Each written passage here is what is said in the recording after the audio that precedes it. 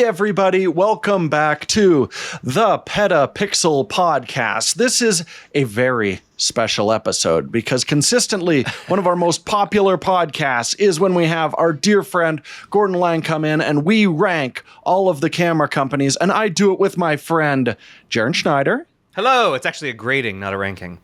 Oh, that is all. Let's just do it. No, we have to. We have to keep pushing through this. The person who was just laughing at the terrible job I did. That was Chris Nichols. Hi, Chris. Hi. And yes, we are going to go through. We have a very long conversation. So we want to jump right through the news fairly quickly. And I also want to keep things a little bit streamlined with my opening question to learn a little bit more about my co-host. But I'm still doing it, damn it, because it's an integral part of this show. And we are bringing Gordon on the show, who we have known for years. One of my favorite things whenever there's a press event and Gordon's there is to go for coffee with Gordon. And we've all had this experience. Gordon loves coffee. He picks the best places. He researches before he travels to where do I have to hit up for coffee? So I want to know, Gordon is launching a YouTube channel specifically where he visits coffee shops. If you could go back to any of the ones that that you visited with Gordon and do a video there, which one would it be? And you don't have to remember the name of the coffee shop, but I'd love to just know the city and the vibes of wherever you went. Easy, 100% immediate. Nomad in Barcelona. Nomad is an exceptional roaster, and they also do competition espresso, and they have not only their regular setup there for patrons, but upstairs they have a competition room where they practice competition espresso.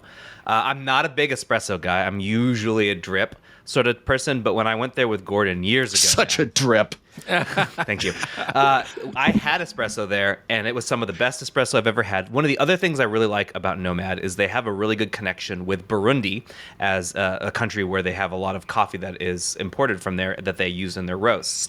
Burundi does not make a ton of coffee, and it happens to be my favorite region. And so what I like about Nomad is that I can pretty much rely on getting a Burundi while I'm there, and it is always delicious. I had some Nomad this morning, actually. I'm very pleased with that, and it just, that was a really good experience with Gordon. I think that was over 5 years ago now. Wow. Chris? I don't remember the name. Coffee doesn't do it for me. But we were in Prague, and we went to that one little coffee spot in Prague. Do you remember what that was called, Jaron? The one in oh gosh, no, I can't remember the names of the coffee shops. But this is the great thing. Gordon always comments on our videos, so he will comment with the names of the places that we have been to in the past there, so people know what we're talking about. You took a photo of me with the window behind Jaron. It was one of your favorite pics that you taken. The timing was perfect. Yeah, I did. That yes. I remember, yeah. You remember the place. I can't remember the name. But you know what? Coffee doesn't really do it for me. So it's nice to go out, see these places. I love venturing with it. I get to see more of the town. Coffee is coffee to me. I still love just the crappiest diner coffee. But I have had coffee with Gordon in Barcelona. I've had super highbrow siphon coffee in Tokyo with Gordon. We've gone to all these places and had really, really fancy coffee, and they all have very different vibes. So I get why there's an industry and a passion there for it. I'm just a cheap date. I'll drink whatever black slop you put in front of me. So you guys went more recently. I'm going way back to when the Fujifilm 200mm f2 Great White Sharp was released. And you mentioned the Tokyo siphon coffee. It looked like a weird chemist's lab. There's just glass tubes of stuff bubbling all over the place. The coffee was delicious, but I was, again, most just this is a weird vibe and I'm digging it. And I never would have found it without Gordon. And I think it would have been incredibly photogenic, cinematogenic. So it'd make for a great YouTube channel. So I would want to go back there and make one. Very cool. But definitely check out the link for Gordon's new channel will be in the description, and we're going to have a great conversation. But I guess we should start the show because, one last thing. Move. What? Go. Before we start, and it's if anyone's watching, they're going to be so they're just not going to mention the gigantic Viltrox pillows behind all Viltrox pillows? Yeah, we just want to say thanks to Viltrox. We saw these at NAB in their booth. They had them high up on a shelf. And then Matt Johnson actually convinced them to give him those ones, even though he stole ours. He essentially stole them straight from up. us. He stole them from us. So I had to keep asking Viltrox over the course of the last couple of months. Please, we really want those pillows. They're awesome. And these are life-size full-size representations They're of their humongous. super telephoto cinema lenses. Look at this And thing. they're very Great. snuggleable. Yeah, it's my favorite body pillow now. So Yeah, it's a some little- people like manga girls. We like giant waifu. telephoto This is my cinema waifu lenses. pillow. Yeah, that's your new waifu. When we're on endless travels doing our show, then this will be my wife's Jordan replacement, is a simulation of a Luna lens next to her. Oh, also, if I cough or have any sickly noises, because I was very ill this past. Oh, come on, my camera's Yes, like freaking I'm glad out. you're feeling There we go. better. I was very ill over the weekend because New York finally did it after the gauntlet of travel we had, and I was somehow not sick from any of it. New York hit me, so if I've got a little scraggle in my throat, that is why. You do All right, not- Now, what? You do not want that love pillow after Jaren's been done with it, No, guys. yeah, it's I'm gonna it's cough got all directly sorts into of it. stuff on it. All right, now we can start the podcast. All right. Like cough. Here we go.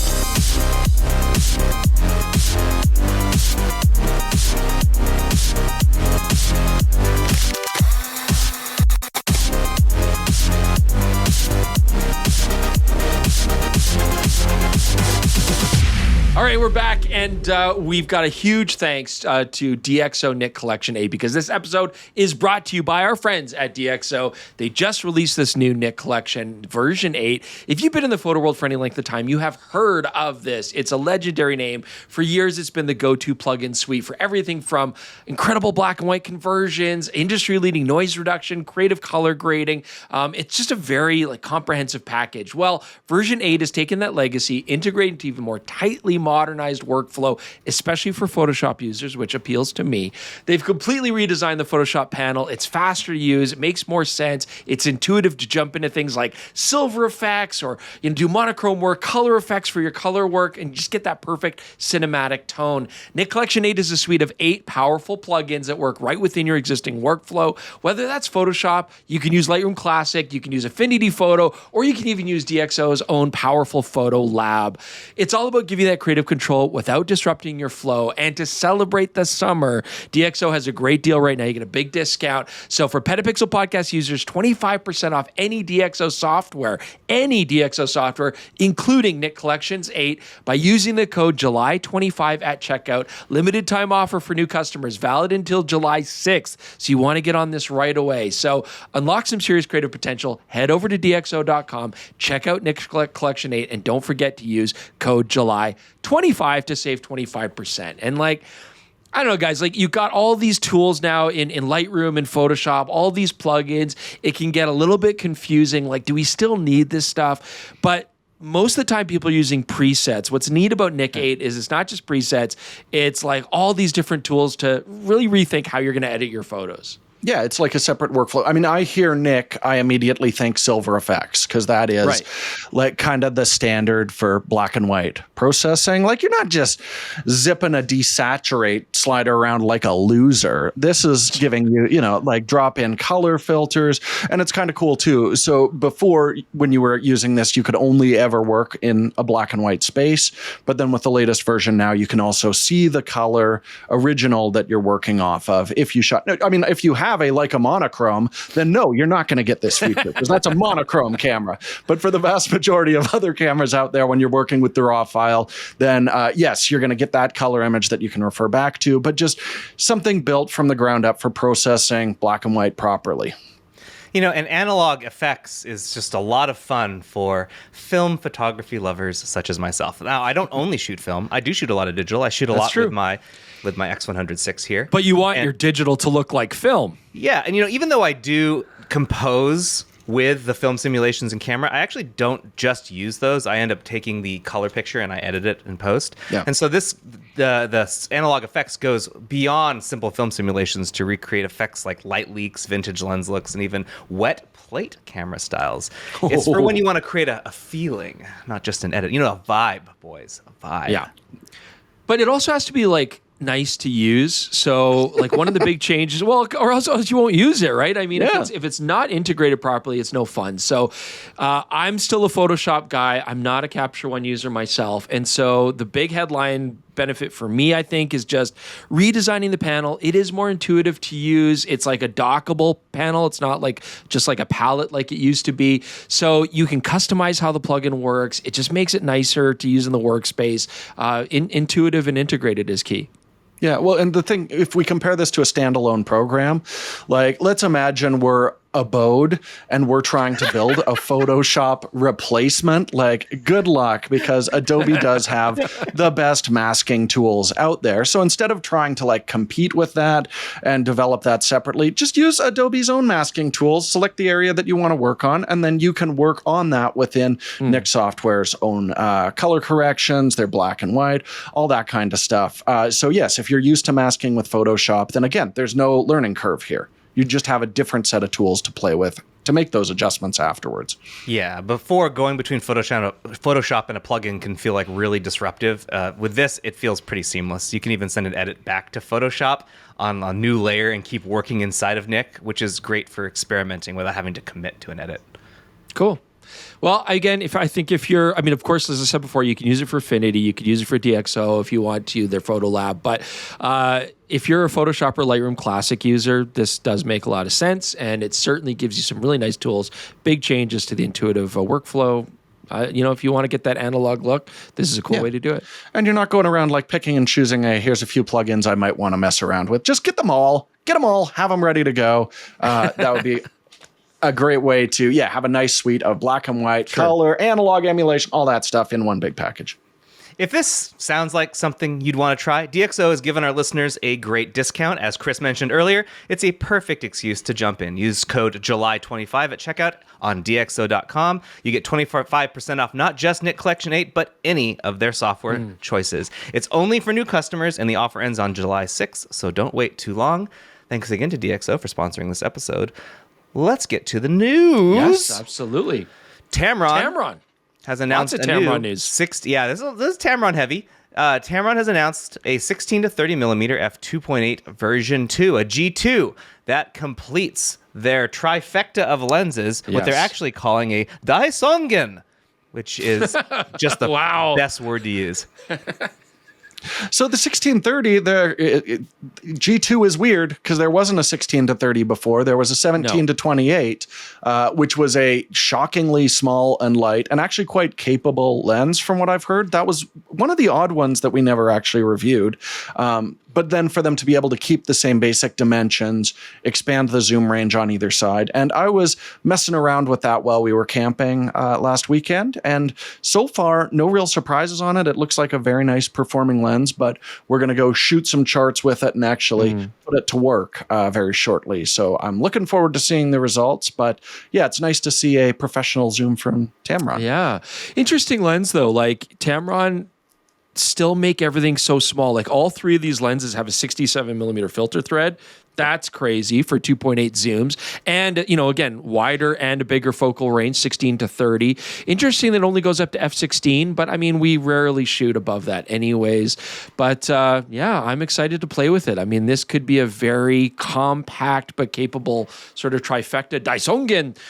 We'll see. Daisongen. I feel like you should be shouting whenever you do that off mic. Just Daisongen. They did that as it's a term apparently that originated from Mahjong.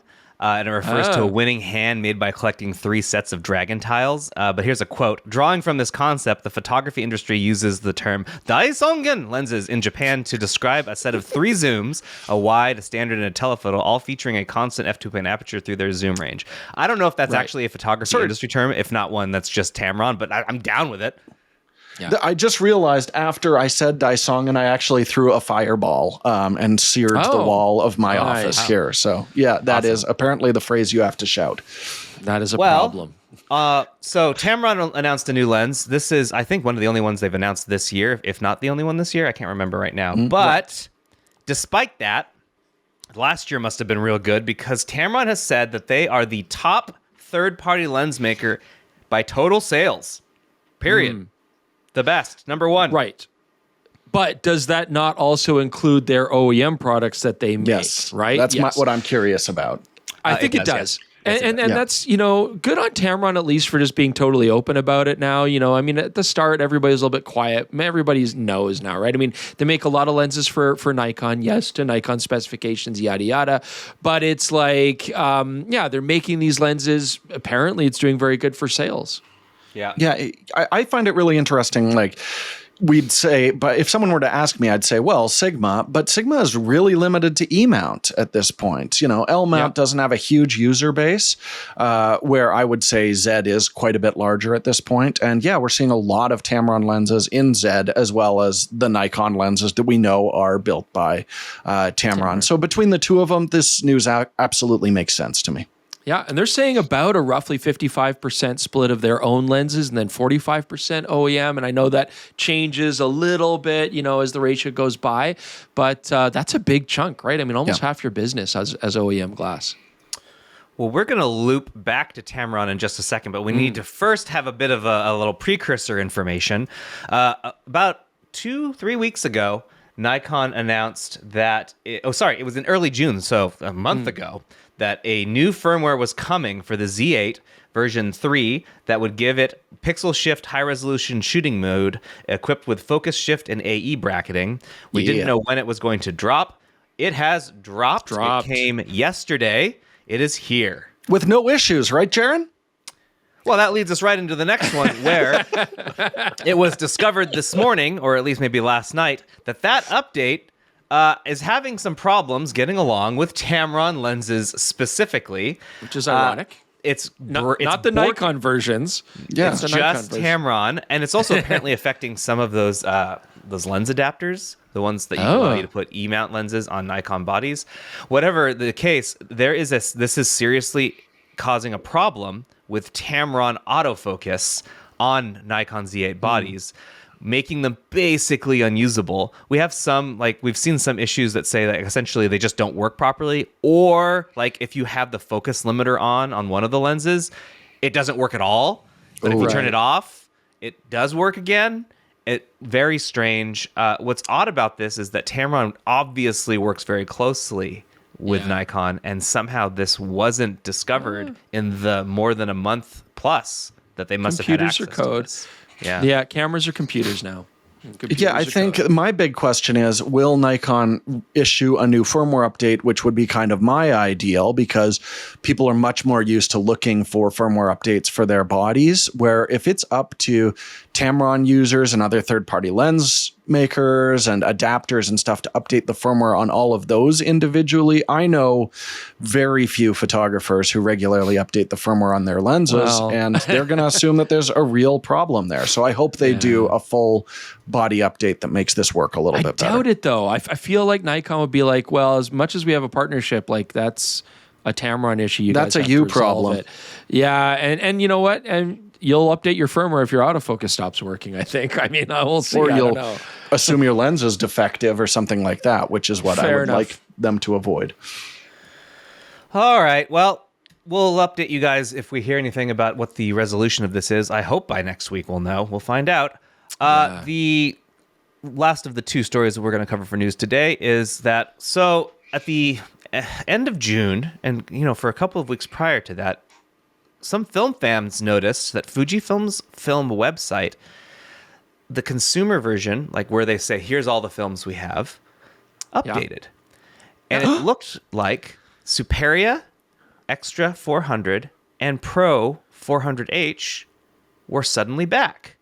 And what made this look believable is that the other films that were on this page, Acros 2, Provia 100F, and Velvia 50 and Velvia 100, were also listed there. Those are actively sold films. Right. So did this mean Fujifilm was bringing back these much-loved films that they discontinued years ago? Unfortunately, no. There was a weird update. I don't know how this would have happened. It's probably just something in their CMS just got reverted to a previous timeline. Yeah. But these are not coming back. Pro 400H and the Superia Extra are not being made again, sadly. Sorry. Would you have liked to see this, Chris? I don't know, man. Film, what is that? Like, who cares? Stop it. You see the joy it brings me. They're perfectly nice films, sure. Would I have liked to see it? Sure. But until they come back with Neopan 400, I don't even want to talk to them about film. Yeah. Yeah, it's a shame. We did look into this as quickly as we found out, and it took some time to get some answers from Fujifilm, but I'm sorry that the answers aren't what we were looking for. Can What? Go ahead. Okay, go ahead. No, go ahead. No, go ahead. What were you going to say? I want to hear what you're about to say because it might be what I want to say. Well, I was going to talk about, so we mentioned last episode, or even maybe the episode before that Rolei did make some specific changes to the 35AF. I have a list of those changes now. I was going to share with the listeners. Did you have something you wanted to say first? Well, while we're still on film, and I know this wasn't on the Asana, but Leica has released a new film, right? A new film emulsion has come out. It's a 50-speed film. We talked about last week. I just wanted to throw in here, I know everybody's throwing around that this is ADOX, right? ADOX 50 remake. I don't know that it is. Interesting. Okay. Hold on. So, here's what I'll do. I'll share an email that we got from someone who brought this up. And this isn't the only person who did it, but I will go ahead and read this one. This is from Laurent. About the new Leica black and white film, did you look at ADOX HR50? It seems to me to be pretty much the same. Thanks for your amazing work. Best regards from Switzerland, from Laurent. Chris, you're saying you don't believe that. Look, I don't. Okay. Yes. So we were in Germany, in Wetzlar. You know, they showed us a lot of the new film. We've got some rolls to test. I'm very excited, but I'm not going to say who. I'm not going to say if this is definite, but word on the street is that as much as ADOX would make sense, that it isn't ADOX. So I don't know what to think anymore. All right. But I was asking around. So it might be something different because, I know the world right now thinks it's ADOX HR50. I don't know if that's necessarily spec-wise, it looks pretty identical to it. I'm gonna join team. I think it's ADOX. Oh, interesting. You know what would solve this is if you can get us a roll of ADOX 50 and we'll shoot it side by side. Same settings. I have it. I've got 2 Nikon Fs here, so I can shoot. Yeah, that sounds like a lot of work. Anyways, I'm going to send you that film, but I heard. I don't know what I want to say. I got some inside news. I don't think it's ADOX. You're I'm holding wrong. some hot more scoops parts of the That's sentence. why you come here, so we can tell you we have hot scoops, but not tell you the scoops. Yeah. All right. Well, I'll go back to that Rolei thing. So we were curious what they actually changed based on feedback from people such as Chris Nichols, and here's a list of things that they did. So Rolei says they added a magnet to the rewind crank. So it sticks to the body and lies flush. Nice. They updated the shutter speed dial to increase its stability. It was a little wobbly and fiddly, yeah. They improved the shutter button to be more precise. I sure hope so. That thing was garbage. They refined the mode dial mechanics. They have now more confident clicks with better durability. They recalibrated the shutter mechanism for even greater exposure accuracy. Yeah, that was They daunting. updated the film spool to better grip for a wider variety of film canisters. They widened the strap lugs for increased compatibility with straps. They updated the film pressure plate for a flatter film plane for edge-to-edge sharpness. And they improved the viewfinder just to say they have a higher production consistency, so everyone will get the best version that they possibly can make. Because this is great because I mean all the complaints we had, like the framing didn't quite match like the frame lines very well, and issues with exposure all over the place, and then some of the to their credit, the Rolei 35 that they rebuilt, it does look a lot like a classic Rolei, but in your hand, there were some things that just felt a little bit cheap and chintzy. And a lot of it was down to like the shutter button, the dials having really sloppy kind of click stops and stuff. So if this is all fixed, I think that's a really nice move from them to show that they're always improving their product and trying to make it a faithful reproduction. So OM System would have called this a Mark II. Oh my God, no. Because OM System, the Mark II would have had the exact same dials and stuff as before. This is... Jesus, no. It would just be the pressure plate. Yeah. This is definitely touching on the conversation we're about to have with Gordon, so that'll be in there because we're going to be grading OM System. But just for anyone listening, the whole reason this brought up is because last week, or 2 weeks ago even, I can't even remember now, Rolei told us that they had caught up on all orders, that they would consider this a success. It was a huge gamble for them to make a brand new film camera from scratch. We understand Pentax did it too, and that was extremely expensive and risky. And I would say that once again, this has paid off. There is a demand for film, and if you do it, you can succeed. So very nice. With that, we're going to transition to the main segment and end of the podcast where we talk with Gordon, and we're going to grade every camera maker. So let's get to it. Let's get to it. And I Gordon can do is this here. all day. He's joining us. Gordon is here to join us for our mid-year review where we grade every camera maker in 2025's performance so far. This is was biannual. I've always found that confusing to say, like you say bi-weekly, bi-monthly, biannual. It could either mean in my mind every 2 years or twice a year. At any rate, it is twice a year. We do this at July, and then we do it again at the end of the year. This is how's everyone doing so far? Gordon, good to see you, buddy. Great to see you, Jaron. It's wonderful to have you back. Yeah, thanks for having me. It's always an enjoyable time, twice a year. I have two things to look forward to every year, and this is one of them. Wow. Isn't this both of them? You look forward to this twice a year? Yeah. Are you not having me back later on? We are. I feel like your family might be feeling The people would riot if this stopped. So, Gordon, before we get started, you have Yes. a new YouTube channel that some folks might enjoy watching. Why don't you give us a quick rundown of that?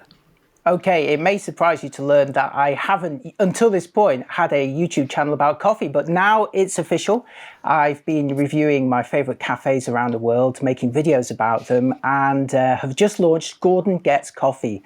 So if you're interested in grabbing a decent coffee in some interesting cafes, coffee shops, and espresso bars around the world, I've got you covered, and they're mercifully short. If you're used to my normal videos, which just ramble on and on and on, like this one is going to, you'll be relieved to discover that these are like 2 to 3 minutes long each. So you can watch all of them. Very nice, very nice. No, I'm looking forward to So that. also, make sure when you watch them, recommend your favorite cafes and ones that you'd like me to visit and review in the future. I'd love to hear what you think. So that's Gordon Gets Coffee. Gordon, I told you.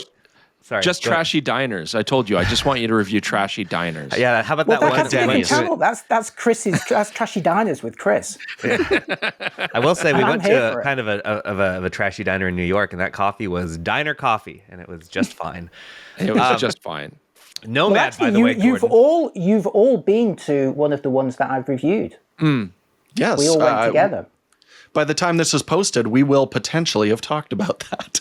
Yes. Okay.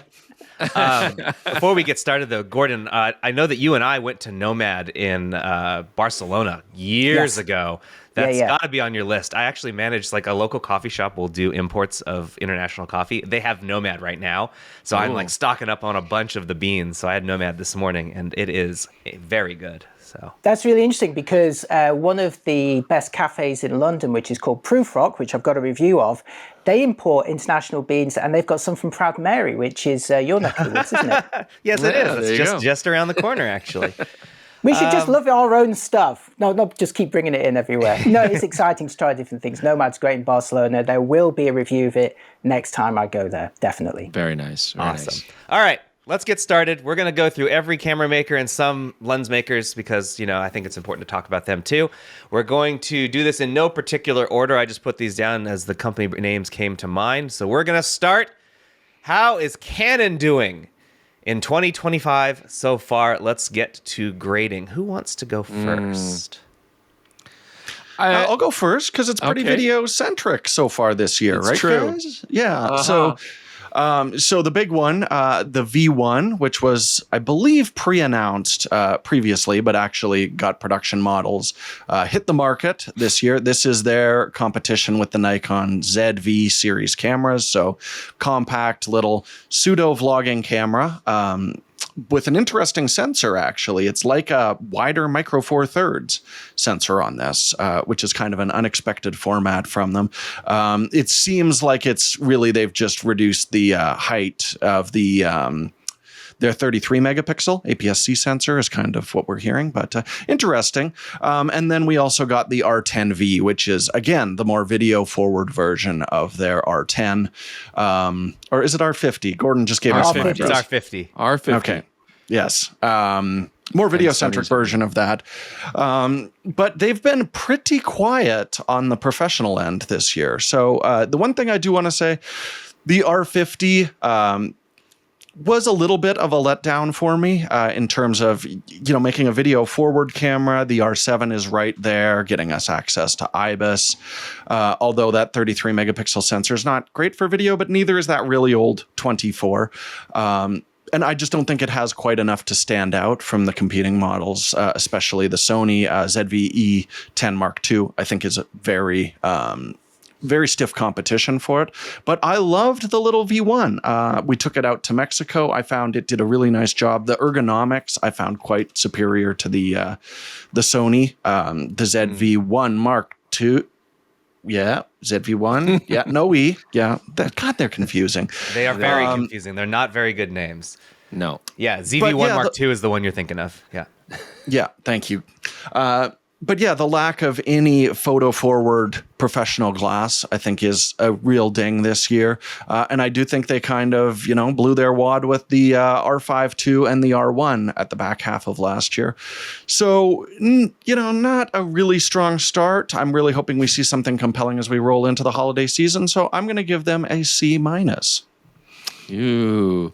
Yeah, I don't have much to add on that. I mean, I would say so too. Even when they're not trying to be video-centric, they're still video-centric. I mean, we have those VCM lenses, which are part of the release, and they're aimed at hybrid shooters, so they're going hard in the paint on the hybrid vlogging sort of world, which is fine. I mean, I'm going to play with a lot of the VCM lenses here shortly, and I'm sure they will be very nice. Canon always make good glass, but otherwise, everything they've released has been very vlog-centric, and I think we're still in a situation where Canon isn't really opening up their full frame mount to third party. I think that's really starting to grate on them. So, yeah, not a super exciting start to the year. I don't know, but C+.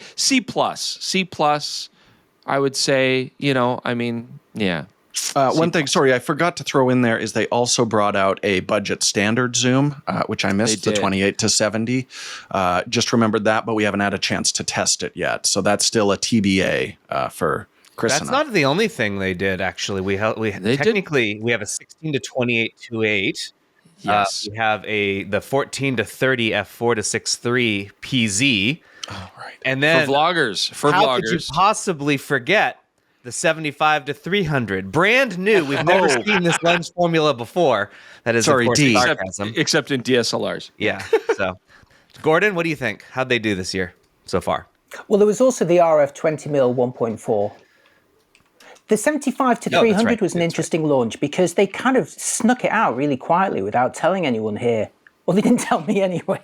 Everyone's had it apart from me. Have you seen it? There's nothing. I mean, have we actually physically seen it? I don't think so, but it's nothing. It's weird. It's nothing to look at. It's the same lens. It's the same lens from 1999. Sure, but it's a popular focal range.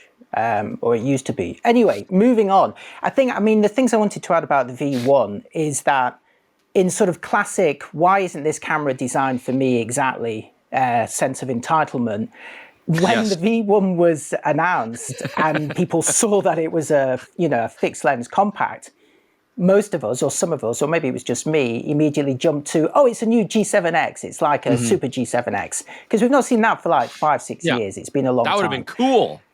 Wouldn't it? Not the case. But then you find out it doesn't have a viewfinder, and then you find out that it doesn't have a flash, and then you find out that it's got a really ultra wide lens. And I love ultra wide photography, so that's okay. Sure. But really, all of the signs, especially the V, leads you to believe that this is video first. But when it came out, and I posted my video about it, just the number of comments I was getting from people going, they had like one job, which was to make a new G7X, a new photo-oriented, not video-oriented camera. And it seems that they're, at least at the moment, they don't seem to be that interested in doing that. And anytime any company comes out with a kind of vlogging content creator first or focused product, I just always have to compare it to this, which is the DJI Osmo Pocket 3, which I still think does it better than anything else that I've used, which is why I bought one, and that's what I use for my coffee and travel videos. I think it's great. Yeah. So I kind of like, you look at the V1 and you go, it'd be great if they put a viewfinder on it. It'd be great if they put a flash on it. It'd be great if they put a more standard like 24 to 70-ish range on it. And you realize you're describing a different camera. But I don't know. Maybe there's demand for it. Maybe not. Maybe I've just got it all wrong. The R50V was interesting because it's an R50 without the viewfinder again. But it does have C-Log 3, cropped 4K 60, and a headphone jack and different mounting things on it. I'd get an R50. The mounting things are kind of cool. It's I weird love that vertical Jordan mounting liked screw. that a lot. Yeah. Why didn't they put that on the V1 though? So I touched on this in my reviews, but it seems like the two had completely different development cycles because you've got that quarter 20 on the R50V, which would be awesome on the V1. And then I believe it was the R50 where you could still get a level on while you were recording, but not on the V1 for some reason. Just odd quirks like that made it look like two different companies made them, but it's Canon. Like, just share the cool stuff you got brewing between departments. Well, speaking of what's brewing, the fact that we went from one V product to 3 V products, and one of them's like a weird sensor size, one of them's APS-C, and one of them's 1 inch, wasn't it, the V10? Then obviously it wouldn't be that much of a reach to assume that there's going to be a full frame V in the future, and I bet it's going to be based on an R8. Probably, or maybe if we're lucky, on like an R62 type thing instead, or maybe they'll do different levels. Who knows? But I think the most interesting thing about the R50V is it does imply that there's going to be more V series products. Anyway, I've gone on long enough. I would say that when you count the V1, the R50V, the 16 to 28 2.8, 14 to 30, 20mm 1.4, and 75 to 300, it's been stronger than maybe you implied. So I'm going to give them a B, with a projected A for the second half or overall, because surely there's a new R7 on the way, and that, if it does happen, would be a very exciting and highly anticipated product. Fingers crossed. So I kind of agree with you, Gordon, that I think it's easy to give Canon a C here or lower because it's essentially what they've done is Jordan. Uninteresting. It was easy. I did it. You saw me do it, and I was not exerting myself. I did it too. They just don't. They're just not interesting. In a way that gets like people very excited about the products in ways that the other brands we'll talk about later have successfully done, I would argue. But I'm going to agree mostly. I'm going to split the difference. I'm going to go B-. I think that it's nice that they've made the advances they have. I think it's weird that they would use the same lens formula from 1999 in a brand new product. So it's like you're getting two sides here of just like the company making a bunch of choices, and I like some and I find others strange. And that goes through the two new cameras as well. I find some of the decisions in there good while others odd. So I don't know. That's why I'm going to go B-. So what we had 2 C's and a B and a B-. I said C+. C+. I'm going to make notes of these so we can revisit these more easily in the fall. So let's call it for Canon. What I'm going to do here moving forward is try and remind everyone what everyone has done to this point. So the next one we're going to talk about is Nikon, or as Gordon would call it, Nikon. They had a refresh of the Coolpix P1000, the P1100. They had a 35mm f1.2s. They had a 28 to 135 f4PZ. They did multiple firmware updates, including one that's very videography oriented for the Z6 III and Z8. That was back in February. And then they have another one that just came out for the Z8, which adds a bunch of other features. They added Z mount to Red. They announced the Z5 II. And we cannot possibly forget that they made a custom yellow Land Cruiser that they're driving around the United States.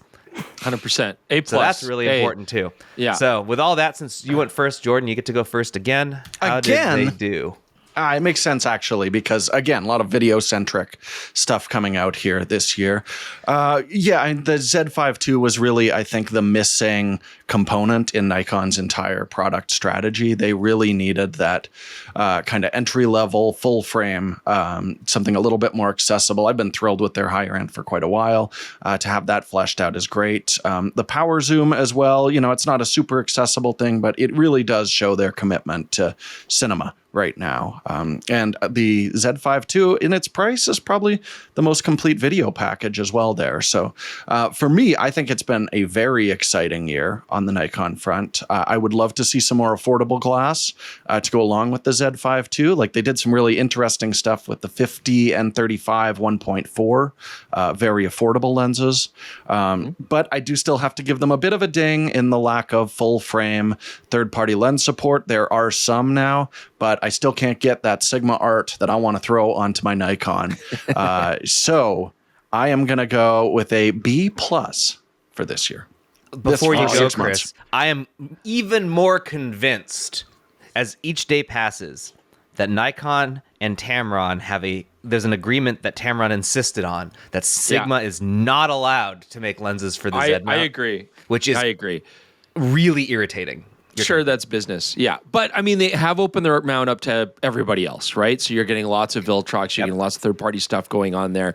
I'm going to give them an A because I just think, like, what else can a company do in a year? Like, it's been pretty impressive, right? So not only are they now bearing fruit with their acquisition with Red, which was a really ballsy move, they're obviously making major inroads into becoming a respected cinema manufacturer.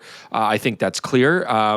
The Z5 II, again, we've talked about, fantastic camera for the price. We keep mentioning it almost every podcast. The lenses, they are coming out with new lenses. They've been good lenses. The 35 1.2 won me over as a 35 millimeter lens. I mean, geez, so yeah, like nobody's perfect, but look, what else can you really ask from a company in 1 year? It's been pretty major, especially when you consider that Nikon, as big a name as they are, as a business, they're not like as big a corporation as some of these giant companies that they're against. And they're holding their own and they're making really bold decisions and they're winning major market share. So the people are responding. And so, yeah, I think they've done a great job this year. What's your grade?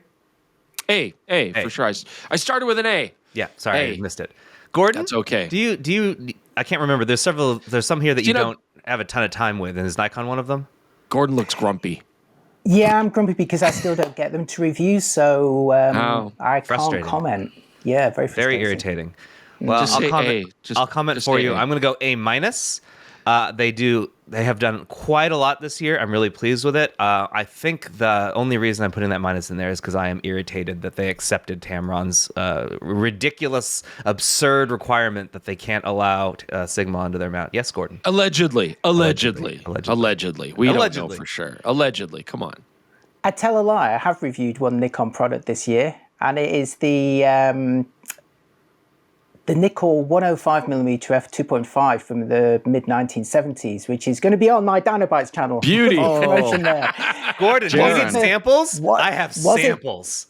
Was it the lens that shot the famous Afghan girl portrait? Who cares? It's a fantastic lens, and I loved shooting with it. And I finally got an f3. Which is the body that I always wanted. Well, this is the body I always wanted. The camera body I always wanted as a child. I now have it. And because my lens, I was too tight to buy an AI or AIS version, I've got a K version, which would normally kill lesser Nikon bodies because of the aperture coupling. The F3 has got that nice little, you can flip it out the way. Swing up. What a body. Yeah. I didn't know about that until I got it. It was like, wow. I thought I'm not going to be able to use this lens on it, but it turns out I can. Brilliant. Oh, yeah, of course. I'm really glad you brought up that lens because not only is it my favorite lens for a Nikon camera historically, Chris and I don't know, Jordan, you might actually, I'm positive you're in this too. We have all said that we are really wanting camera manufacturers to go back to making compact telephoto lenses that are slightly slower. So like I would love a 105 or a 135 2.5 right now, or a 2.8 even. Again, just make that again so that it can stay compact. That would be lovely, and that's a perfect. They were all lens nice example. lenses. Yeah, AIS 85 f2 is better though. Here's an interesting anecdote about the 105 2.5, and it's not the Afghan girl portrait one. If you watch the anything to do with Industrial Light and Magic, the special effects house, especially on, I think, some YouTube content that I've seen on it, or it might have been the new show about ILM. But either way, I was hearing John Knoll, the legendary John Knoll, talk about how they profiled various classic lenses to actually digitally simulate for some of their like CGI type stuff. And the 105 2.5 was one of the ones that was mentioned, which I thought was really cool. That, you know, you've got these people modeling these classic lenses to try and get the look and feel of the actual optical effects that they were doing in the 1970s. I think that's really nice. It's a legendary lens. Yeah, it is used a lot. All right, let's move on to Sony. Here's a bit of a reminder of what they've done so far. They had the FX2, which nobody definitely announced their review of that too soon. They had a 3-in-1 wireless shooting grip. They have the 50 to 150 f2G Master, the 16 f1.8G, and the 400 to 800 6.3 to 8G. Yeah. I mean, look, there's... Oh, you're going to go first, Chris? No, go ahead, I'll go first. Look, there's no getting around the fact that Sony's had a very quiet start to the year, right? I mean, they really haven't done much. I don't know what do we grade them on going forward? Because it's like what they've set themselves up for and what everybody's hoping for is an incredible second half, right? There is potential for them to do some crazy stuff this year. And the conjecture is A7 V, of course, would be huge. I don't know, A7S4, better FX3, new APS stuff. Are they going to bring back the RX1? I mean, these all would be really exciting developments. And so they've got so much potential, but none of that potential is realized yet. I mean, I don't know. What do we give them going forward? I mean, C-. They really haven't done anything this year. They've been quiet. They've been unusually silent. And we're already into July. Jordan? I'll go. Wait, what'd you give them, Chris? Sorry? C-. I don't know. C-. You know, like, Got it. sure. Like, I can't grade Nikon off the bar. Sorry, I can't grade that company, Canon, off the bat, and give them a C+ and not give Sony even something less. Like, that's wild. Well, I do like just having the FX2 here. No, it's not the most exciting body. Like, that's not a great video sensor in a video camera.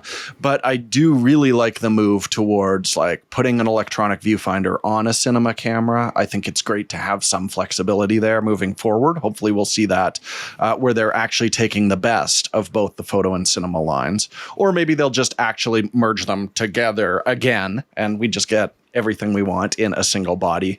They'll never do that. But I thought that was great. And the 50 to 150, and Chris and I have argued about this. I've said, like, I would love a zoom that just works in the portrait ranges. Sony brought it out. I had very little time with that lens, but the time I did, that thing is fantastic. So I am going to bump them up a little bit for that. But yeah, otherwise, very quiet year from Sony. And it's weird because we always joked about how Sony would release like 17 bodies every year. And it's been a period of quietness from them. But I'm going to go B- just because of that 50 to 150 and because EVFs are wonderful things that should be on all cinema cameras moving forward. Sure. But that all mirrorless cameras have on them that are full frame that we're talking about anyways. Like, okay. Gordon? Not the R8V, that won't. Anyway, I'm going to give them a bit of love for their lenses. The 50 to 150 f2 is obviously, pretty unique, remarkable type lens, and it performed really, really well. It's exactly what you want to see from their optical department. That didn't disappoint. A little vote for the 400 to 800, which is their answer to Canon's 200 to 800, which was Canon's answer to Sony's 200 to 600. But it's very easy to compare the specs and then take them out and go, oh, wait a minute, because the Canon 200 to 800 wins because of the bigger range, right? Until you see something over there you want to zoom in on and you're going, oh, you're turning that zoom ring to extend that barrel or whatever else you thought I was doing there. And, for audio-only listeners, he was simulating twisting a lens barrel. It was incredible audio only. I'm actually jealous of people who will hear that only. The 400 to 800 from Sony is like their 200 to 600 in that it's an internal zoom. It's a very short throw, and you can literally just twist it like that between your thumb and your finger, and really adjust it very quickly and easily, which is very useful if you're doing sport or wildlife or anything like that. If you need to react quickly, it's good. And you know what? I love ultra-wide angle lenses, and to have an affordable 16 1.8. It's amazing how blasé we've become now. It's like, 16 1.8, who cares? It's like, when I was a kid growing up, I was looking at lenses like that and thinking, well, first of all, I would have to imagine because they didn't exist. Even in the legendary Nikon catalog of the mid 80s, where they did every combination you could think. These lenses just didn't exist back then, and I would have, to have something like that and for it to be affordable, and then for it to become so common that we don't even talk about it. I mean, what a time to be alive. But talking about the bodies, I think, going on from what Chris was saying, are we seeing a slowdown of sensor development that we've kind of expected to see these big progressions, revolutions, not evolutions, and we're just seeing mild updates or none at all in this case? I think maybe people's expectations for the A7 IV were so high, maybe they had one and it didn't meet their own internal expectations, and they decided to delay it. Maybe not. Speculation, Your Honor. But it is quite late, unusually late for them. The A7S, I have constant arguments with people. I don't think there'll be another one, because I think an A7 V will do everything that an A7S can do, But it is interesting that they were kind of, and they still are, a sensor leader. They make sensors for everyone. Oh, of course. They've got the global full frame sensor and blah, blah. They've got a lot of sensors that are very good. But it is interesting that the body front has been pretty quiet this year. And of course, we're all hoping for some announcements later on this year. But so far, it is pretty quiet. So I've kind of given them, I've put them down as a C+ in my notes because that's rating them on Sony's reputation, right? For another company, maybe it would be a B-. So I'm going to go somewhere between those two, because those lenses are good. Those are solid. Sure. Those are solid. All their lenses are good, pretty much. I think we are, and fairly so, having our opinion of what we are grading them based a lot on what we expected from them so far, not necessarily what they've actually given us. Yeah. So like if I was to look at these in a vacuum, I mean, this lens support is quite nice, and it's especially nice considering that E-mount has more lenses than I can count. I mean, they usually, whenever we do press briefings with them, they tell us how many lenses they've made. I've lost count of the number. It's got to be so many. So like you do have to give them props for that. I will say though, I still am letting my feelings about we're not getting anything really great in the entry level. We've been saying this for years. Even when we got the A6700, years before that we're saying like we're just not getting the support for APS-C that we were hoping for from Sony, and that's probably because Sony as a brand really wants to push full frame. Yeah, and the third parties are really fleshing that out for them as well. I meant even in camera bodies, but lenses too. Yeah, very good point. The lenses. But their entry level bodies, which previously were APS-C, are just like older full frame models, aren't they? They just keep making them or just keep selling them. So you just get one that's 2 generations older, and it's $1,000 or whatever. It is unexciting though, and for that I will give Sony a solid B. Mostly because I think their lens development is exceptional right now. They're doing a lot of really great work in lenses, and they should be rewarded for it. But we do need to see a little bit more from the camera body side. It was a little bit concerning to me how not super different the A1 II was versus the A1. It was different, of course. Yeah, I've made a note of that as well. Super different. So like that idea that Chris and Jordan have been telling me for a while now that we're plateauing on sensors is it becomes troubling, because then we keep using these same sensors. We've seen that same 24 megapixel one. We saw that same 33 megapixel one, and we're not really doing anything different. And I'm wondering if it's just because to do something different, it's just too expensive, and it makes the camera so expensive they know they can't sell it to the market they're aiming at. Oh, Chris, this is great. I get to keep talking because you're muted because you touched your little thing again. But yeah, there you go. You didn't hear me. No, I didn't. What'd you say? I have nothing important to say. Okay. Moving on. Panasonic Lumix. As a reminder of what they have done in just this year, we have the S1R2. We have 4 brand new camcorders with 25x zoom lenses. Oh, hot dog. The S1 II and the S1 IIe, and the 24 to 60 f2.8, which is an S-series lens. So not a ton of things, but meaty things, right, Jordan? Yeah, I am very impressed with what they've done body-wise. I think the big pushback that we're hearing from everyone is, that things are more expensive than a lot of people were anticipating. But I do think these were the first major camera announcements after tariffs started making things weird price-wise globally. But as well, as I've said repeatedly on this podcast, once I recalibrated their camera line in my head to S1R for photographers, the S1 II is the S1H replacement in my very pretty brain. Maybe they'll do something totally different, but if you look at it that way, then the price and feature set absolutely makes sense. The S1 IIe, spec-wise is underwhelming, but that is a fully professional body with all of those features, with the great EVF and design and CF Express and all that nice stuff to go along with it. I think they've done an excellent job on bodies this year. I am a little disappointed that we didn't also see some professional glass, especially maybe some photo-centric lenses to go along with the S1R2, but that 24-60 is an absolute banger of a lens, like optically very good, $900 for a professional 2.8 lens. I've been using it a lot as my travel lens. I think they've done a very good job, so I am going to give them an A- because they also shoot open gate, which I love. There you go. I'm going to straight up agree with Jordan, which does not happen very often, but yes, absolutely. And even though I still would not reach for an S1 body as my first choice for a mirrorless photographer body, there's no denying they're rugged. They've got really nice EVFs. I mean, they're easy to use. They're well built. And yeah, I agree too. The 24-60, great lens. I think it's fantastic. I was blown away. I thought it was going to be firmware as well. We did shout out Nikon for firmware. We should do the same for Panasonic. Yeah, Panasonic. Major, very good firmware update.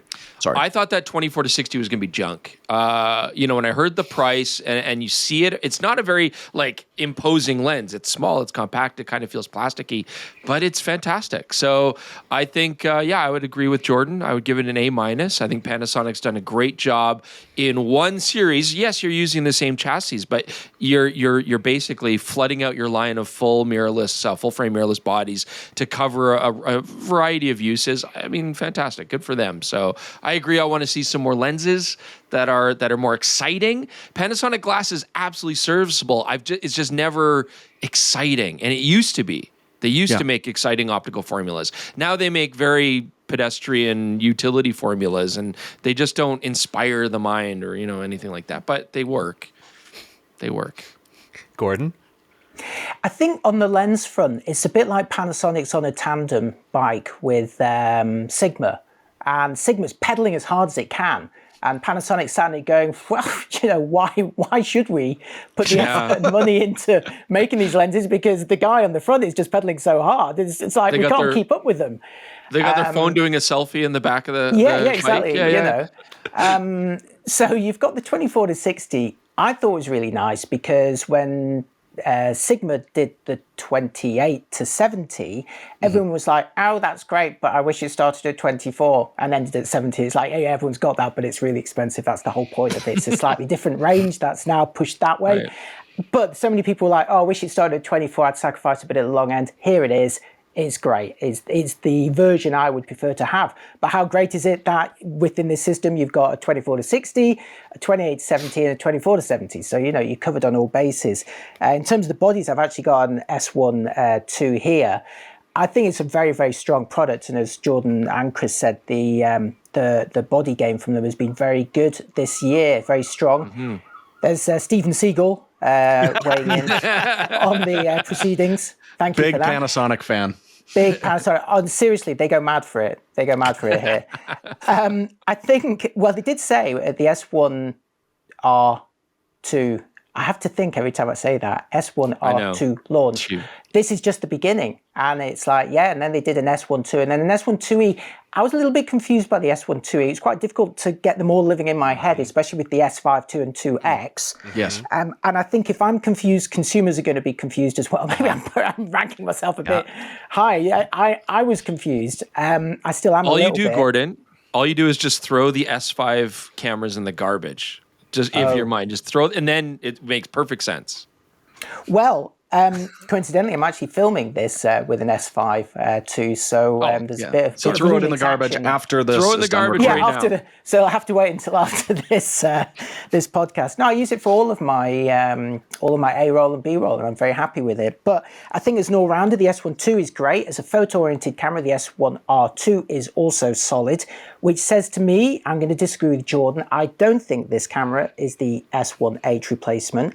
I suspect there may be a even more video-focused model in the future, which could be it's different kind of shape body, but I don't know what they call it. Jordan has said he thinks it's going to be a box camera. Sure, but then that's not an S1H. That's a totally different body. That's a different thing. So I think they could go either way. Or in fact, looking at their range now, they'll probably like, no, let's do it all. Let's just have more and more and more of them.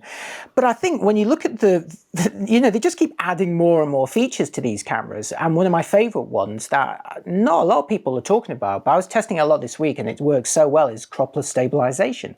And by using the information that's normally used for performing distortion correction, which you then normally just chuck away because you don't need it anymore, they've gone, well, wait a minute, we can actually use that data to perform digital stabilization and end up with the same field of view as having none at all.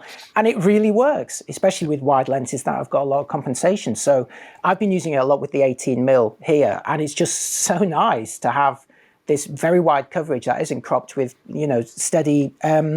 steady results. And as Jordan says, open gate, all the other things. I tested my first anamorphic lens this year, and I was speaking to a friend who uses a different system, and he was like, the problem is I've only got like the choice of one or two anamorphic stretches for the preview. And I was like, not me, mate. I've got about 53 on this. I can literally choose any stretch I want, all the previews. And it's easy to forget that Panasonic have been putting these in for ages. Forever. And they're really, really strong features to have. So I think they've had a very good year so far. I'm still not going to forgive them for that 28 pancake manual focus lens. They're not God, let it go, Gordon, for the love of God. Throw it in the garbage. Because what L mount needs is some really small lenses with autofocus, please. Right? Yes. We just need some small lenses, and Sigma hasn't quite yet. I got the 45 2.8 again, and I love that focal length and everything, but it's not a tiny lens. I want something about half that size. Yeah, 90 mil's good. 90 mil's good. But I want some small ones, and they need to redo that 28 pancake. Anyway, I would say a very solid first half for them. I want to say A-. Because yes, it would be a smart nice and good thing to say. All in agreement so far till Jaron messes it up. I'm gonna say that if you release 2.5 cameras, that's what the S1 IIe is. It's a half camera. Yeah, I agree. I got it as that. I've written it as that. 2.5 cameras in 2025, and that was very quick succession, fully updating your line, and make I would say, easily industry-leading camera in the S1 II as far as what that's supposed to perform. For video. And then you make a very good S1R too. I don't see a reason why you can't give Panasonic an A. Like for the amount of time that they have had to do this and how quick they did it and how performant these products are, their commitment to firmware updates, which they did also do for these. They gave us that 8K open gate on the S1R2 just like a couple of weeks ago. Solid A. I am very pleased with what they are doing, but I will agree with Chris. They don't make interesting lenses. They only make utilitarian lenses, and boy, do they not make interesting camera bodies. They make, other than I would say the S9, which is interesting but not great. They need to take the good, useful stuff that's in their not interesting camera bodies and combine it with an interesting camera body, and then we're cooking with gas. But I find the utilitarian nature of their cameras so uninspiring. Yeah. You hand me an S1R2, I am not happy. I'm like, I mean, I can take a really nice picture, I guess, twist my arm, but it is not the same feeling I get when I hold other cameras, and I think that it needs work. They're the person that you take home to your parents, and they're maybe a little homely, but they're really nice and they're really dependable. Really funny. Maybe a little slow. And then the sex gets really boring after like 5 years of marriage. But like, that's what they reliable. are. Reliable, dependable, a good friend. And then they get the firmware update and it all changes. and then they cheat on you. No, all I want, can you imagine if they had I'm not Sigma signing BF, off on this metaphor. Sigma BF level autofocus with higher hit rates in demanding situations, then they would be like Sony level cameras. Yeah. Still not sexy, no soul, but Yeah, they need some soul, but very effective. Yeah. All right, we're almost done here. We're over the halfway point. This one is probably going to be the last large conversation, and it's Fujifilm. Fujifilm has done quite a bit this year already, which is kind of par for the course for them. They've been doing a lot in the first half of the last few years. As a reminder, they brought out the Instax Wide Evo, the GFX 100 RF, the Instax Mini 41, the Fujifilm X Half, and the XE5. This seems like a Gordon start. Ooh. I'm happy to go. Then go. I'll go. I guess I forgot. There's a new lens in here too. There's the 23 f2.8, which came packaged with the XE5. Literally, like you can't buy it by itself yet. So when you look at those cameras, we have actually got 5 cameras with 5 different formats, because there were 2 Instaxes, but one was mini and one was wide. And we've got GFX, and we've got an APS-C X body, and we've got a 1-inch type in the X half. So in terms of putting it out there, Fujifilm has done more than anybody this year, even exceeding what they've done in previous years by introducing the X half. And I think it's sort of testament to how much people like this company that we all still find ways to complain about them, even though they literally make cameras for every possible type of person. And as we know, their strategy is generally to use one sensor and put it in multiple different bodies and shapes. So you want that shape, get that one. You want this one, get that one, get this. Yep. There's literally everything. And if they don't have, for some weird reason, the camera that you want, just wait a few months and they probably will.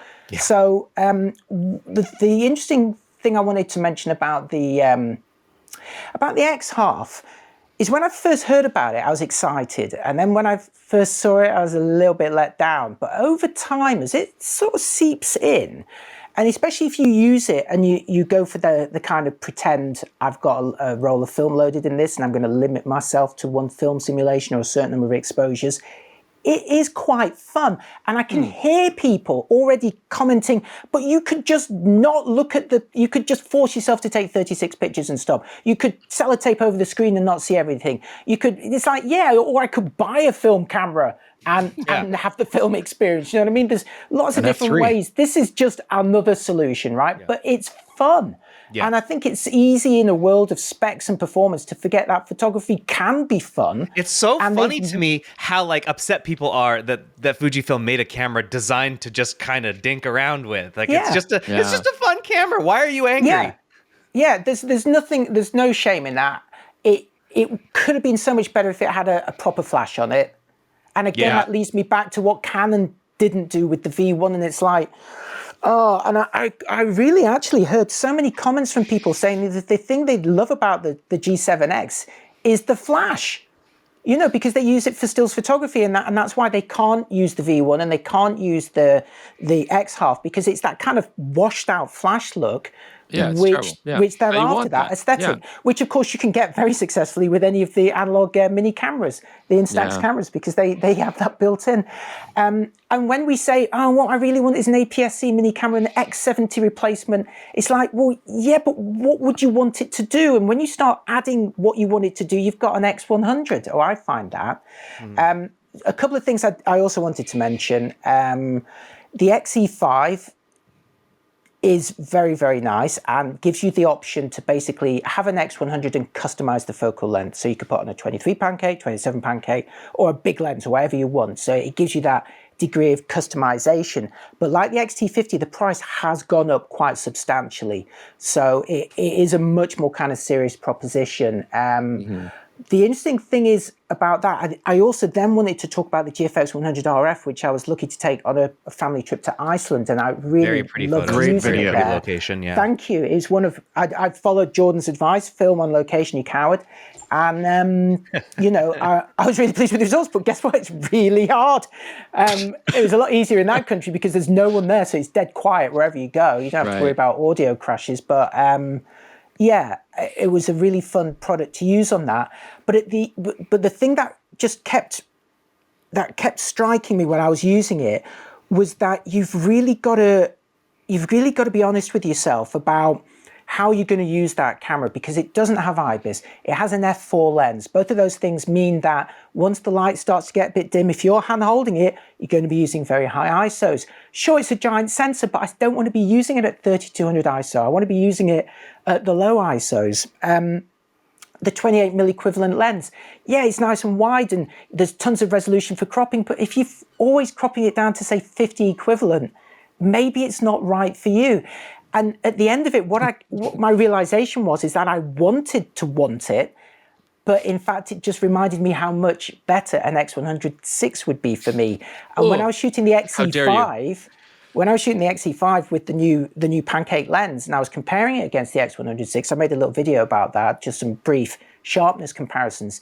The X100 did really well. Mm-hmm. And you think, oh, actually, both of these products may have been designed to ease the demand of the X100, but ironically may have increased the demand for that camera. Anyway, that's what I think. I'm going to give them an A for effort and variety, because 5 cameras, 5 different formats, and a lens. Yeah. I'd give an even higher score, but people are going to go, where's the X Pro 4? And I'll tell you where it is. It's waiting for a new sensor. I don't want an X Pro 4. They're not going to release... I'm with you, Gordon. They won't want to release... They're not going to release that camera until they don't want it to be at the tail end of what their current stuff is, because then immediately people will complain that it's not got the new stuff. So like it's definitely coming, and I agree with you. This is actually going to go at the end of the year. It'll be one of my bold predictions. X Pro 4 or X Pro 5. X Pro 4? I think it will be next year. I don't think it will be this year. I think it will be next year. I think that too. Right. But I want to go before you do, Chris, because Fujifilm has become my favorite camera company. Yeah. So I'm going to go out of the way. What is your grade, Gordon? A? A. I'm agreeing with Gordon. I'm also going A. One of the things I want to point out is that the lens that's on the XE5, they were hearing strong demands for in February of last year. Essentially, when this camera came out, one of the biggest demands, this is the X100 for people just listening, the biggest demands was to get a lens like this interchangeable. Fujifilm heard that, and in a year and a half delivered it. And it's not perfect. It's not exactly a 1-for-1, because you can't, because a lot of this lens is inside the body and it's pressed right up against the sensor. But they did the best job they could, and that's crazy how fast they did it to me. Like it's a very good lens, and it's compact, and it basically does what everyone wanted this to do. The other thing that's worth remembering about Fujifilm's pricing, and that's like the biggest complaint that I'm hearing, is the prices that you're seeing are not the prices Fujifilm was intending.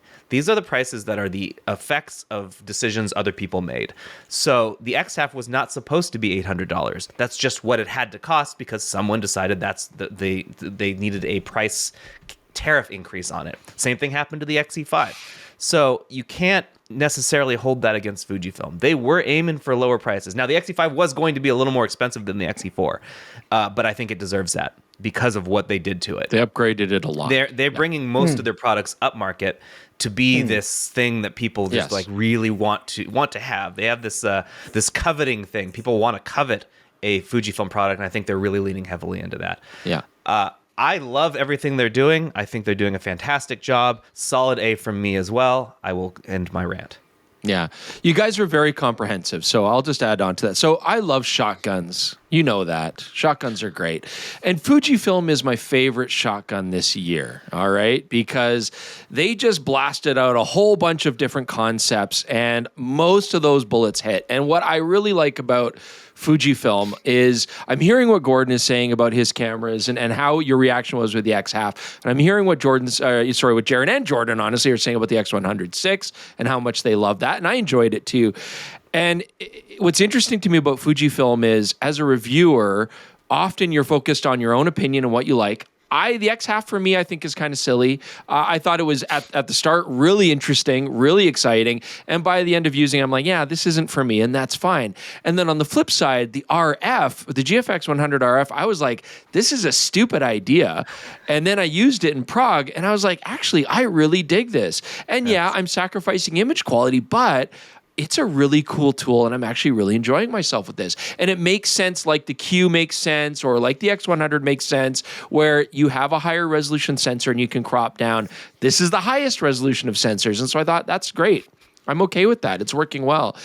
And so I guess what's fascinating to me about Fujifilm, I don't like the X100 at all as a product for myself.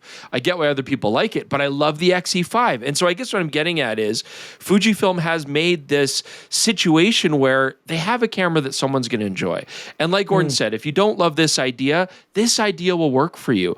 Other companies are very much like Panasonic. If you don't dig the S1 series of cameras, you're effed, right? Like there's no other choice. Like the S5 is basically a baby S1. Like, so that was what was so cool about these products. You've got SLR designs like the XS20. You've got the XT50, which is like a vintage looking SLR inspired camera. Now you got the XE5, which I love compared to the X100. You got the X100, you got the X half, you got the Evos. I mean, they're all brilliantly designed from an aesthetic standpoint, and they really cover so many different interests. So, I still think they need to get their autofocus game up to par. Once they do that, damn, But anyways, A, 100%, A minus in that range. So that's what I really wanted to talk about. I'm going to be negative guy here because my big complaint last year was they need to flesh out their X-mount lens offerings. There was a really exciting period there where they were replacing a lot of the primes with new 1.4 versions with linear motors, which were absolutely outstanding lenses. We haven't seen much from them in the pro side, and that 500 doesn't count because that was clearly designed for medium format originally. Now, the good news is third parties are helping a lot. There's a lot of really compelling new glass for X-mount, but it's not Fujifilm putting it out right now. So I do want them to knock that up. And yes, I love the idea that they're doing fun, interesting, quirky stuff, but figure out your autofocus issues first, and then maybe focus on can we emulate film and things like that. Because Chris has said, like for stills, sometimes the focus works quite well, but with the XE5, I still found the tracking would just sometimes randomly run off into the distance, and I'm not used to that anymore. And their video autofocus is actively bad. So sort that out. That's the only big strike I've got. So I am giving Fujifilm a B. It is at least somewhat reassuring that when we speak with Fujifilm, they know. They're aware. Yes. They understand the complaints. They are actively trying to address them. I do think we're going to have to wait for a new processor before we get better. But Jaron, when they've got literally they can't supply demand, what is the incentive for them to improve it? Because the customers are clearly saying they don't care. Yeah. They just want it. Sell them that product. Of the companies that are like, well, we'll show you. There was how Sony was for a long time. I haven't felt this from them in some time, but Fujifilm also is this. We're like, we're going to do it because we effing can, and we're going to try the hardest we can to do that. Like they give that vibe to me that they want to be excellent. They want to push excellence, and that's why it's been so odd that the autofocus has been so mediocre for so long, because they do have that vibe of wanting to be great. But I will say, I think a lot of it goes down to how they design a camera, like functionally hardware, than versus software. I think they need to put that hardware juice they've got, put that into their software development. I mean, Gordon, I definitely agree with what you're saying. And there's some call for Fujifilm wanting to go a little bit more Leica-esque and upscale and not really worrying about having the state of the art. But at the same time, I do think Fujifilm is heavily invested in video. They want to do really good video. And in that regard, you need to have better autofocus. And they go hand in hand. You get better video autofocus, you get better stills autofocus. So I think they want to improve their autofocus game. For sure. But you're right. They're in a very enviable position of they can make whatever they want. People will buy it right now, which is killer. Yeah. All right. OM system time. Here's a recap of what they did. In February, they gave a second version of the 100 to 400 f5 to 6.3, a light upgrade. They made the 17 f1.8 and the 25 f1.8 metal. And then they gave us the OM3. And then they gave us the OM5 Mark II. When you say it that way, it sounds like a pretty busy year. But do you hear any R&D in any of those? I mean, that's my entire concern. Is yes, it is a repackaging of existing things. I mean, in the case of the 1 to 400, that was a Sigma lens design before they put that out, and then they've tweaked that even a tiny bit now. I think people are getting very impatient. And like we said when we did the OM3, if you're looking for a stylish camera with a stacked sensor, there's nothing like it else in the market competing with it. If you look at the OM5 Mark II, like if you want a compact weather-sealed camera for under $2,000, again, you're not going to find them, especially if you want to use small lenses with it. So they still have that niche, and they can hang on to it. And there's some people that I would absolutely recommend their cameras to. But the existing users are getting fed up. I am hearing constantly about people switching over. If you look at the amount of used Micro Four Thirds cameras, a lot of people are ditching it and moving somewhere else, and they have to curb that. We've talked to them about it, and I've said, like, put some exciting stuff on the roadmap. Like, show me that things are happening, that people have something to look forward to, because these are some cameras and some products that are going to make people happy, but they're not going to make anyone excited right now. So I'm going to have to give them, despite having, 3 lenses, 2 bodies, I'm going to give them a C+. Yeah, they're a tough one. And I do largely agree. Like rehashing some lenses and rehashing a whole bunch of camera designs. And it's not like that's this year. We talk about 2025, but this was 2024. This was 2023. Like, we are really seeing a lot of rehashing. Now, the OM3, I do have a soft spot for, because I think it is a gorgeous camera. Like, and this is what we're asking for is novel designs, beautiful designs. They drew on their heritage. It's a great camera, and our prediction that the bottom would fall out in the price is starting to come true. Like, that camera is now getting discounted heavily. So it might be, I hope there will be a resurgence of people that are just patiently waiting. Now they're going to get the OM3. I would love to have an OM3. Where are you seeing a price drop? I still see 2,000. Well, I don't know. Is it still not dropping? I think it's going to drop. I think Let me you're go see going to Canadian pricing. Hold on. Let me go to TCS. I still see 2,000 for this thing. God, well, then what's going on? Because I thought I saw that it was dropping. Oh, you did? Forget it. In Canada, it's on sale. There you go. Thank you. So I think we're going to start to see these things change, and hopefully see the Seagull agrees. And but yeah, Jordan's right. Like something to state something exciting in the future would be great. And I think they need to go small camera. I really do. I think Micro Four Thirds, they really keep the OM1. It's a great system for the birders, but I think they need to also focus on the sexy pocket cameras, which are coming back, that they have an opportunity to do. The OM5 is not going to win people over to that, unfortunately. It's a nice camera, but it's not going to win people over. I lied, by the way. The OM3 is still the same price. It's just your Canadian pricing confused me. I don't know. I would expect it to have fallen in price by now too. I don't know where you saw it, but maybe it was like a quick deal or something that they sold. I hope it does. Yeah, it needs to come down in price. It needs. So what's your grade, Chris? Oh, same with Jordan. C+. C+. Yeah, as much as I love the OM3, nobody else seems to. Gordon? Well, you forgot their one big feature, their one big innovation this year, which was sand beige. Oh, that's true. Oh, I'm sorry. Very pretty. Very like pretty. it. Still C+. Who else has it? Oh, the curry. We forgot about the curry, though. The curry did not get released in 2025 Was it available in It got 2024? released into Can your we confirm hotel that? room in 2025.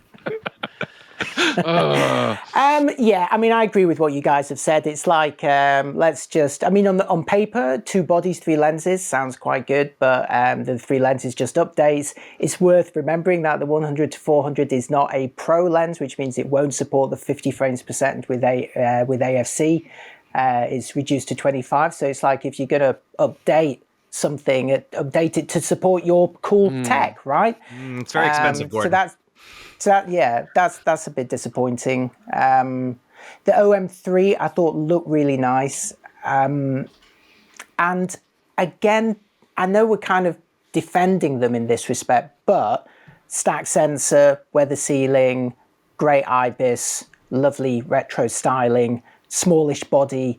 There's actually not a lot of competition for that still. I think it's sort of testament to how much they got right when they first did that with the whatever model it's based on. It's still reasonably credible today. You can give an argument for people to get that product if it fits your those requirements that you have. I enjoyed using it. But you look at the OM5 Mark II, similar to an OM5 Mark I, which is similar to an EM5 Mark III, and I don't know. I have a feeling that behind the scenes, there's not a lot of people working there with a very small budget, and I don't know what they can do. I did hear one thing when the OM3 was announced, and they said, "Oh, look, it's got the Pen F dial on the front," and I said, Right. "So does this mean there's not going to be a new Pen F, because this is what everyone surely wants?" And the thing I heard, which may or may not be true, is that the Pen F body, because with their budget, they can't retool and make new bodies, see substantially different ones. It's got to be kind of based on what came before. And the Pen F body wasn't weather sealed, as I recall. Right. And because they've run up that hill and planted their flag on it, we're the weather sealed company, we're the rugged company, we're the wildlife company, we're the let's go off hiking in the hills company. We're the curry company. It needs to have weatherproofing. And yeah, because that's a good point. Can't, it's like it's become this big issue for them. But I would counter that and say, yeah, the OM1 series and the EM1 series was great for that kind of outdoor person. But what about all the street photographers and hipsters? And I class myself as a hipster, right? I've got an X100 and I love the way it looks as a fashion accessory. Yeah. I love using it. Yeah. And I liked using Olympus cameras back in the day for the same reason. They looked great. They're I liked sexy. carrying them around in an urban environment when I was traveling. They're not just an outdoor weatherproof company. I know I was one of the reviewers that used no weatherproofing as a negative mark on the Pen F or the models that didn't have it. But now I want it just gives it again. I think people would be happy for that. I really hope that they do a new pen, even if it's not weather sealed, even if you can't make it weather sealed, do it again, because I think people would like it. And it's got to go have after an EVF. that street market. It does need an for me, and I think for you as well, Chris. EVF. I think you're quite passionate about that. It needs an EVF. Yeah.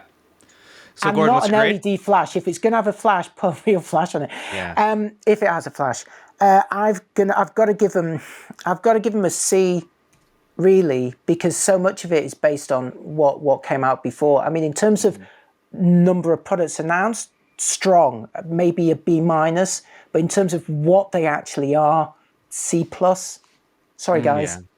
I'm going to say that I am contrasting how Nikon gave us a update to the Z9 that effectively could easily have been another camera, and that happened like a year after it was released.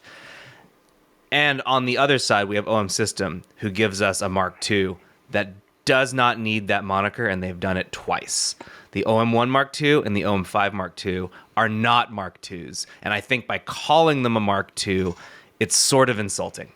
Those are not, they do not have enough to them to warrant you saying that. Now, I get the reason the OM5 Mark II exists is because USB-C is important.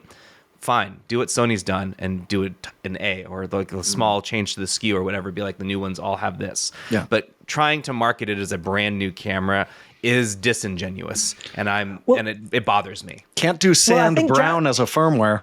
That's right. Yeah, True. I think Jordan, you're right.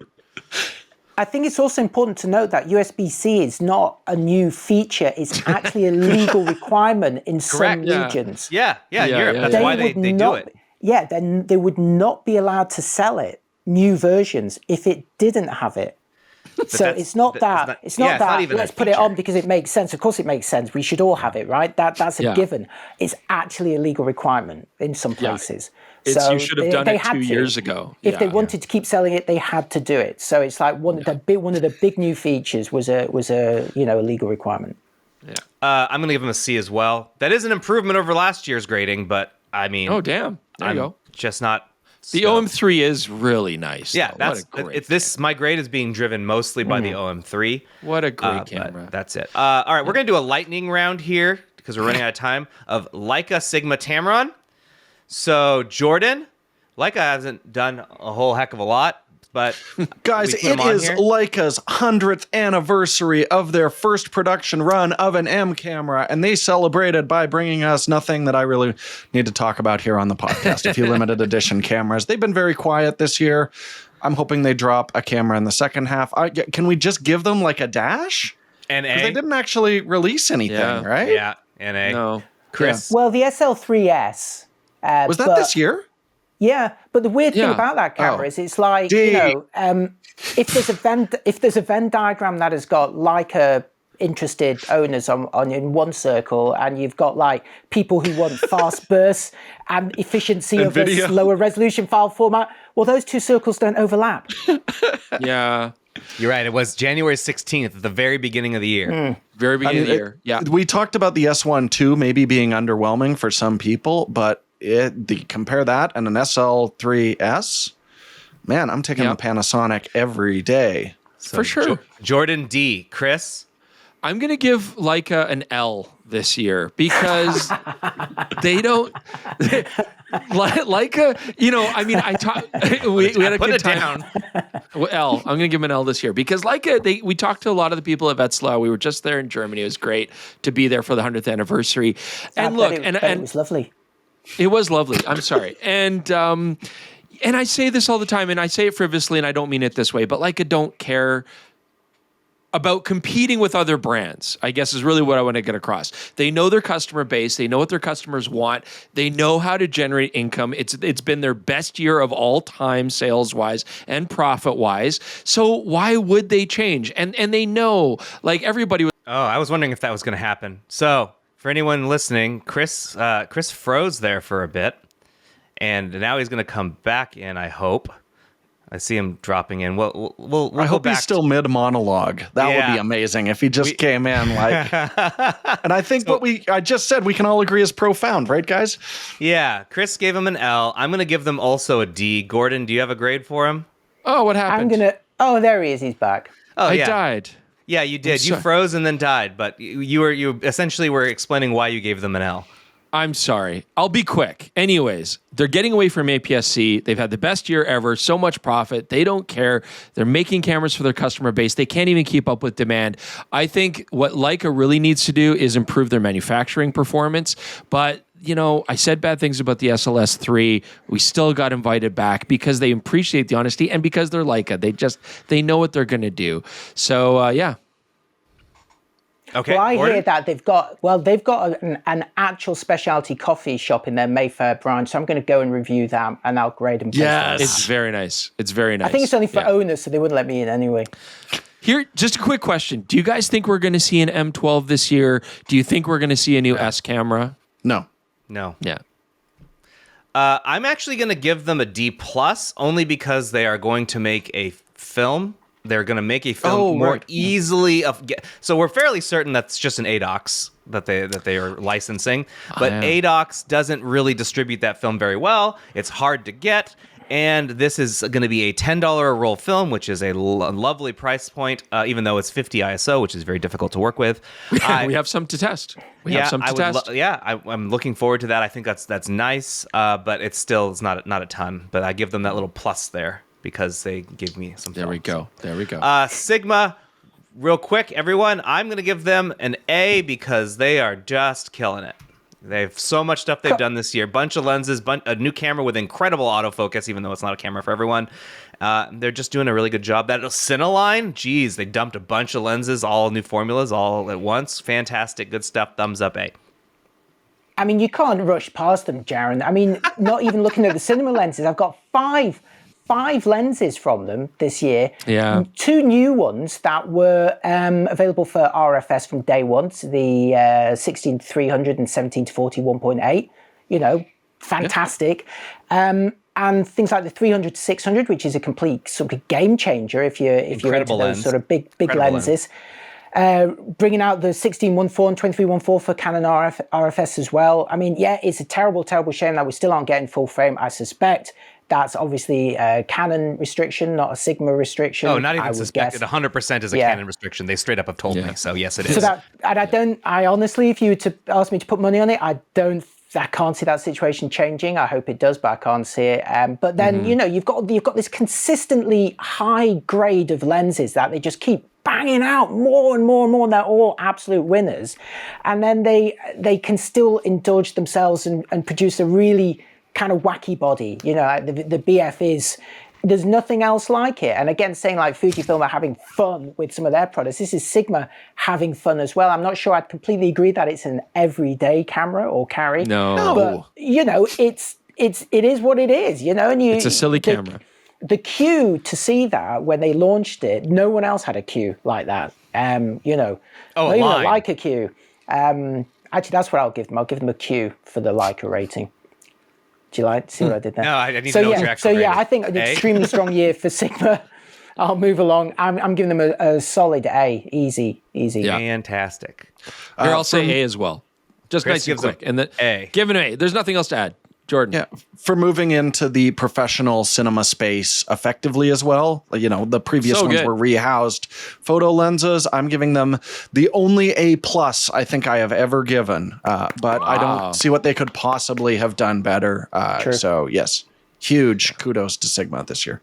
Last one is Tamron. They gave the ability to shoot 120 FPS on the 50 to 400 use with a caveat, but they added that to for E-mount users. The same thing happened with the 35 to 150 f2 to 2.8. They just announced a 16 to 30 f2.8 G2, which is nice. Relatively quiet though. They have said that they plan to launch 6 lenses in a combination of this year and 10 in 2026. So they expect to be quite busy later this year. So I'm willing to give them a bit of a pass on this one. But as far as Tamron is concerned, it's been really quite quiet. So quite quiet. C minus, I would say. Yes, Yeah, I was playing with the new 16 to 30 review is forthcoming on that. It's an excellent lens, and they've did the version 2s of the 2870 and the 70 to 180. I was surprised we didn't see anything on the 17 to 28. So to actually expand the range of it, still keep it a 67 millimeter filter thread is really cool. I think it's a great lens, and I'm optimistic for the second half. But yeah, it's not much to show for it. So I am going to give them a C+. Gordon? Yeah, I'll just give him a C because you've got me really excited about the second half now, Jaron. Yeah.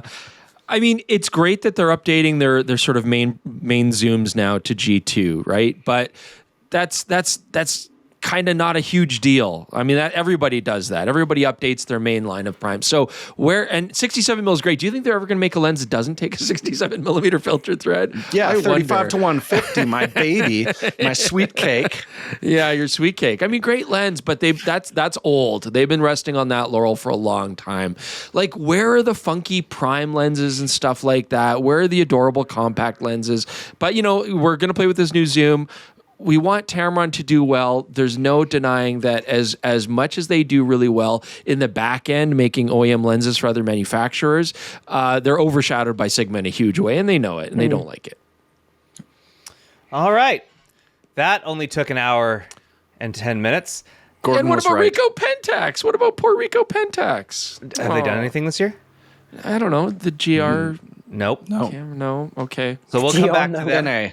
That is an NA. Same thing with Hasselblad. So for anyone that we did not cover yet, it's because they haven't really done anything. Yeah.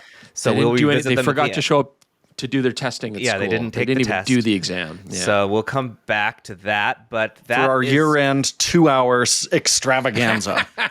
Gordon, anything you would like to leave our readership? So the thing is, I know that. So the way that we're doing this podcast is recording this first, so that Gordon can get on with his evening. We're going to go back and record the first segment here shortly. So this will be the end of the podcast. We do not have time this week to do tech support or never read the comments. So I'll let Gordon take us to the end here with anything he wants everyone to hear. Wow. Well, what a privilege. Thank you very much for having me on. As always, it's always great to be here and chat with you guys. As Jaron and Jordan and Chris mentioned at the beginning, you were very charitable to say that I've got a new coffee channel. If you're interested at all in coffee or cafes, check out Gordon Gets Coffee. And I still have my reviews on Camera Labs and the vintage stuff on Dynabytes. I'd love to hear what you enjoy seeing and would like to see more of. I always try and reply to all the comments and sometimes troll those of Chris and Jordan's videos too. I'm very excited to see this new channel for you because you're super passionate about this product, and you do. Every time we travel with you, you're always up at 5 a.m. going to a new coffee shop. So good luck with this channel and probably the 3 other channels that you're going to start in the future. We'll see what happens. Come to Calgary and we'll do a guest appearance on a coffee episode. I've already started researching the cafes in Calgary, as you know, Jordan, and some good all ones. three of you have at some point this year been in some of the cafes that I've gone and reviewed later that day. So there should be something interesting for you there too. Very cool. Thanks for joining us. You're the absolute best. Thank you. Thanks, Gordon. Thanks for everyone to listen to the podcast. Thanks to DxO for sponsoring this episode, and we'll catch you all next week. Goodbye. Bye.